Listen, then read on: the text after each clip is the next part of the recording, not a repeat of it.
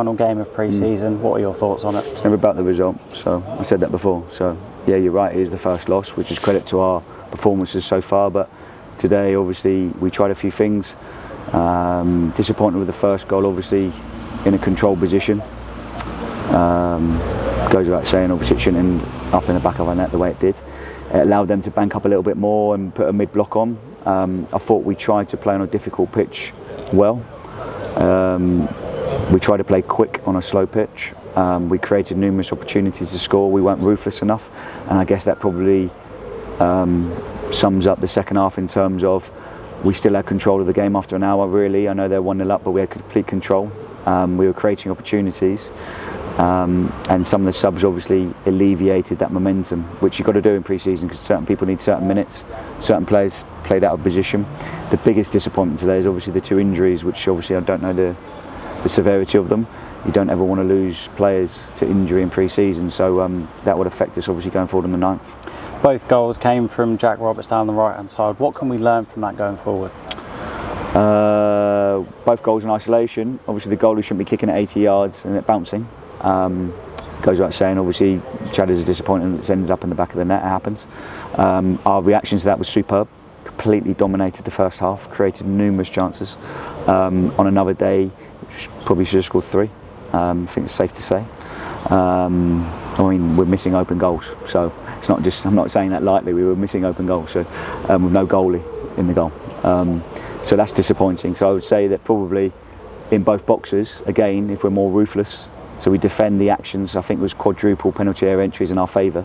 We have to be more ruthless, attacking wise. And defensively, obviously when it comes in our box from set plays, from controllables, or from their safe possession in the defensive third, obviously they can't go in on my goalie.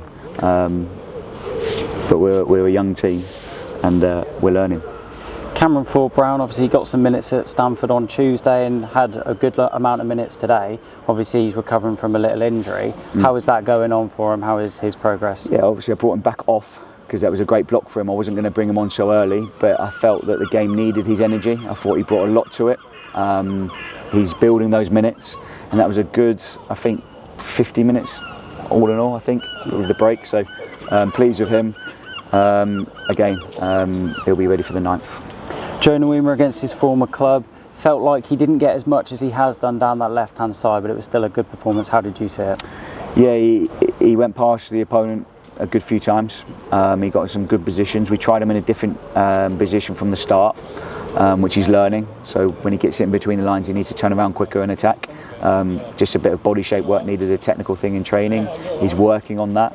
I think there were some really good things in that position. There was things that he needs to improve, and obviously when he came out on the left, he caused havoc for the first 15 minutes of the second half. So just his final bit, his final product, but we've got a talent on our hands. Rhys Doherty as well, his first minutes in blue and gold. How did you sum up his performance? I was waiting for that question because he was outstanding. As a 19-year-old, won most of his 1v1 duels, recovered really quickly. His passing range, short and long, was excellent, on point.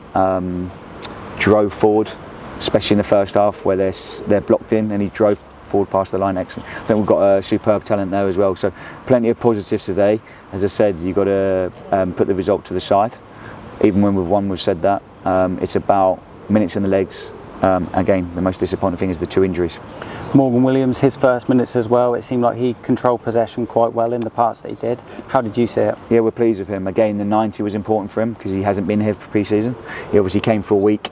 He went away and came back, so the 90 minutes will do him good.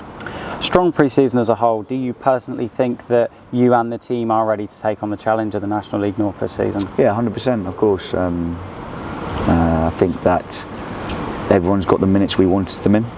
I think we've made some great 2 late additions in Morgan and Rhys. Makes us stronger. I think we've hit objectives as a club in terms of what the age of the group and what we look like. And look, I know some of the supporters will be disappointed and a bit concerned by the result, today being the last home friendly, but I'm not concerned at all. We've got plenty of positives going into the 9th, and we'll shape up very, very differently on the 9th when Telford come.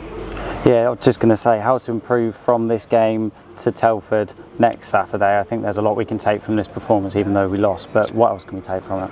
I don't go from isolated friendlies to friendlies because we play in so many different ways. We're trying out so many different things. So if it was a league game, I think that would be a different type of answer to that question. But it's a friendly. Lots of positives, as I said, and we've got to gear up now and come in training Monday and obviously do our work on Telford the best we can, and then come in with a really positive mindset, a lot of energy for the first home game of the season, fans included. Thank you very much, Gaffer. Thanks. Thank you.